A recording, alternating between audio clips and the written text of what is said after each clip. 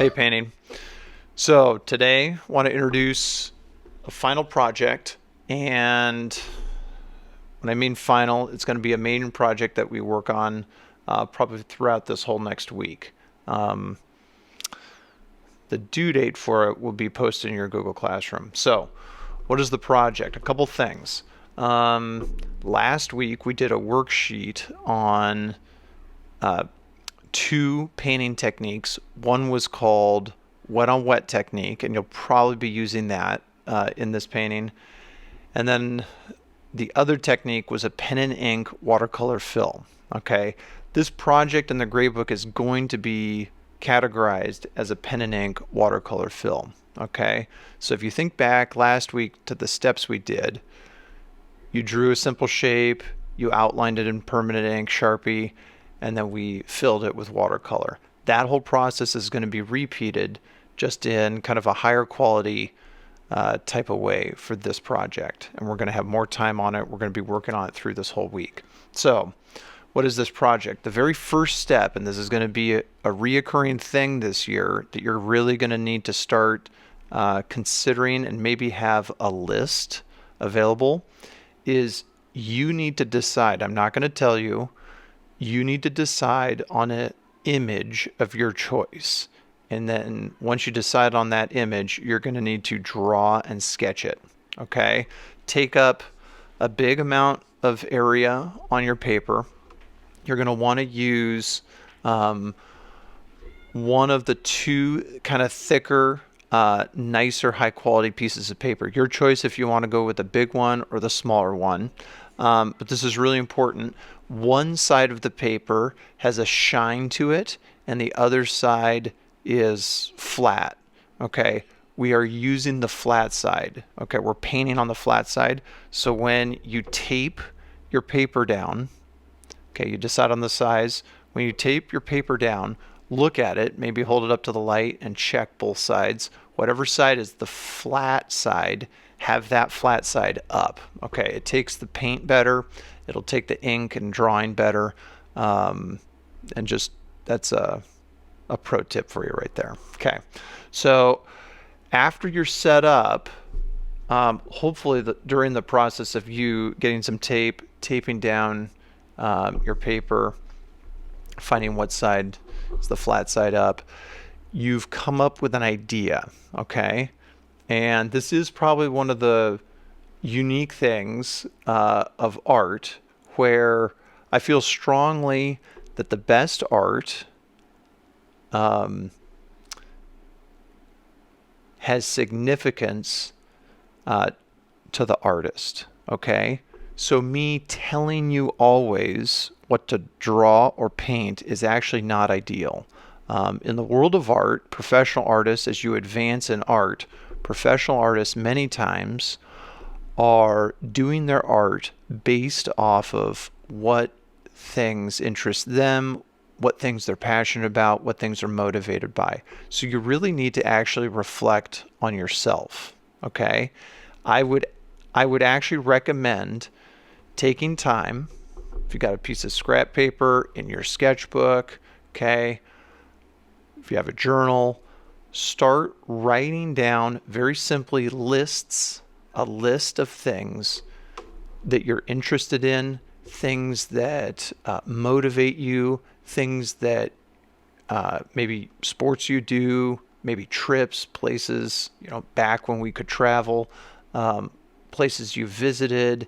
Think in terms of maybe significant life events, best birthday party ever, best gifts you got, things like that. Okay, best stories you've heard or read or watched. All of those things related to you and your interests with them could be potential subject matter for a good painting. And why is this? Okay, anyone can draw a picture of anything, but if there's connection to the artist that and the viewers of your picture know that, your picture almost always will be more powerful. Okay, so recognize that.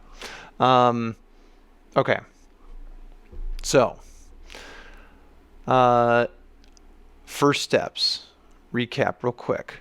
Decide on an image and sketch it in pencil. First step, take up a lot of space. Try to stretch the size of that image. For some of you, this is going to be maybe a little uncomfortable, but you really want to push it and really use a big amount of area for your item. You don't have to use all of it, but try to make that image take up a lot of space, okay?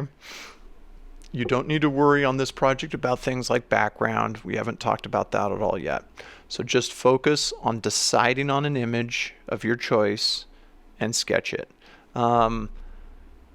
After you have the sketch done, the pencil work is done, you need to switch and get your permanent Sharpie. I just have the ultra fine one here, but you could use the normal one. The normal one is much thicker tip, and I probably would recommend the ultra fine just because it gives you a little more detail capability for outlining. Okay, so once you finish your pencil sketch, switch to the Sharpie, trace over the pencil outline of your image, whatever it was you decided on drawing. Okay. Thirdly, the final step is you need to get paint out, your watercolor tray, some water, brush. Okay. Of course, make sure your paper is taped down to a surface and start painting. Okay. Now, this will be very similar to what we did with the watercolor handout, but the paper is much higher quality. It won't warp nearly as fast or as bad.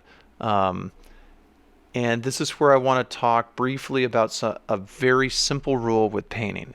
A lot of times people will look at a painting and be impressed with all the color, the detail, the brush strokes, all of that, okay?